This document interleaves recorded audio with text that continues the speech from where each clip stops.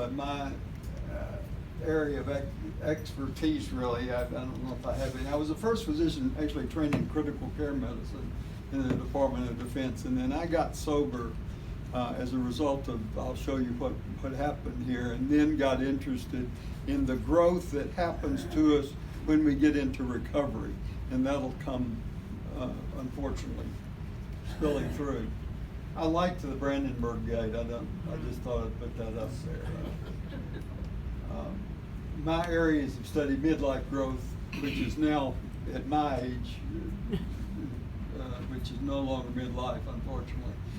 I think we're over-medicating this culture at an unconscionable rate, and I give that really unpopular with big pharma talk at some psychiatry meetings.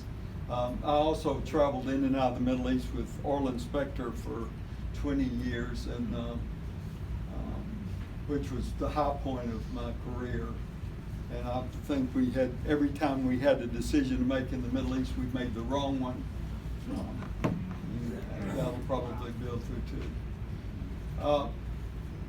I love this comment, the world breaks everyone, and afterwards some are strong in the broken places. And I think that's our business, really, is to help people become strong in the broken places. I love this. It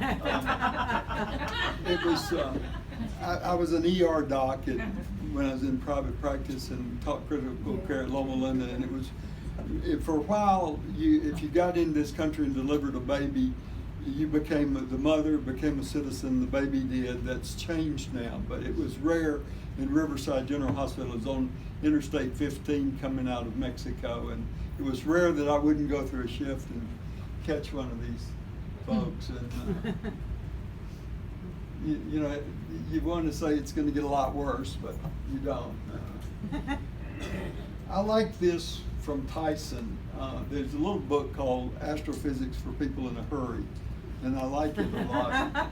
We are stardust brought to life, then empowered by a universe to figure itself out, and we've only just begun. And I think if we can reawaken that awareness in people in retired age, it becomes a lot more fun. It's not a lot more complex than that, really.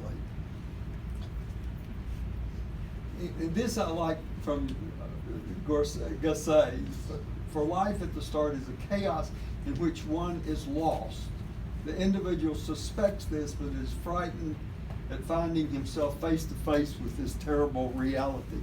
And I think that comes again in our senior year.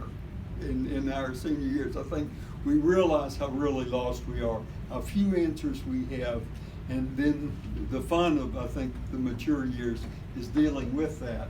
But Pearl said that, and this is just a brief one, that the first thing we learn to do is perform to get our needs met, that the baby cries, he gets fed, he learns to smile and get picked up, he learns that our life is a performance. Lacan talks about that as the false self, that our identity constructed in the regard, the gaze of the other, I think, and you guys know that ad nauseum too.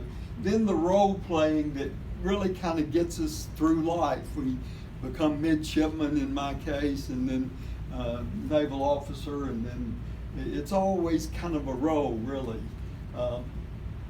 Then the impasse covers our feelings of being empty and lost, and then that terror of death. When we walk, in the Navy, when we retire, they pipe us ashore. They ta-ta-ta and play a boatswain's whistle. And I remember walking out of there. It's interesting, when I walked out of the Naval Hospital, National Naval Medical Center here, every door of every therapist happened to be open. And every therapist was on the computer screen. And I thought that was a statement of how lost we are with our interpersonal connection. People don't come to us to talk to a computer screen, and now I'm working with a group that's on electronic records, and I can't do it. I cannot be a scribe and read innuendos and affect states, and you know, we have kind of a complex business. I wanted to be an aviator, and what you have to do as an aviator is think of where you're going, where you've been, what your airspeed is, what your position is, and what's being what might go wrong, and that's kind of what we have to do as therapists. We have to listen to what we're saying, what we're thinking, listen to what they're saying and what they're not, hopefully trying to kind of guess what they're not saying.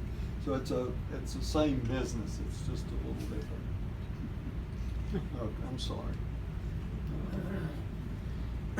Now, Yalom is my favorite guy because he puts everything you need to know on a 3x5 card, which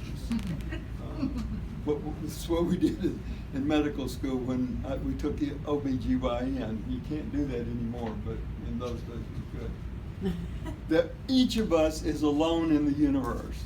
Now, if you think about it, most all of the anxiety disorders, panic disorders are around that failure to internalize and deal with that.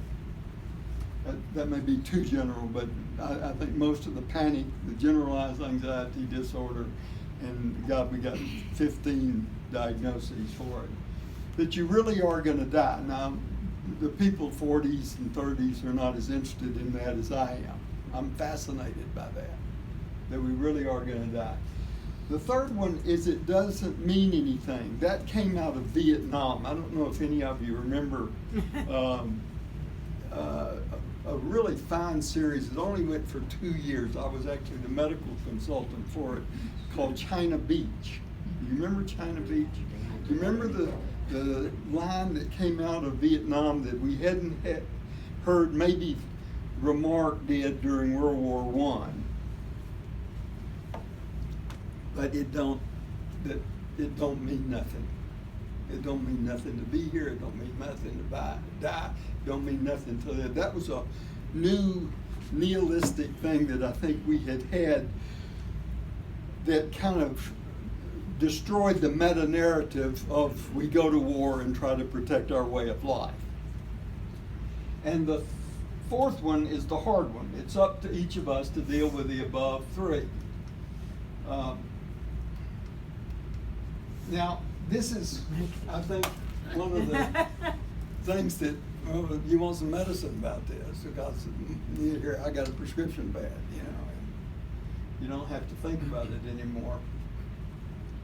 I want to try to play this now. My good man, I think he said, if I hit, no.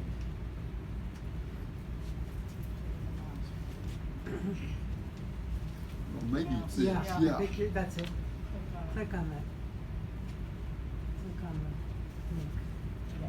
Let's see if this will come That's through, gonna work. because this guy's. In his darkest hour began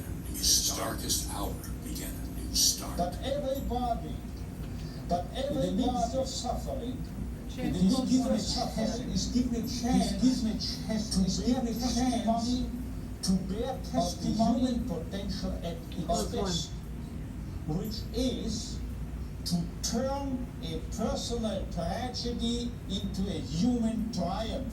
From his suffering in the Nazi concentration camps, Viktor Frankl salvaged a universal message on the meaning of life.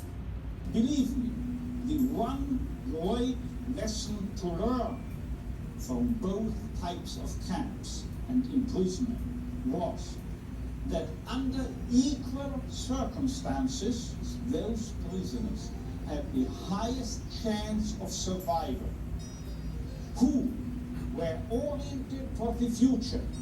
Viktor Frankl. Perhaps some among you might have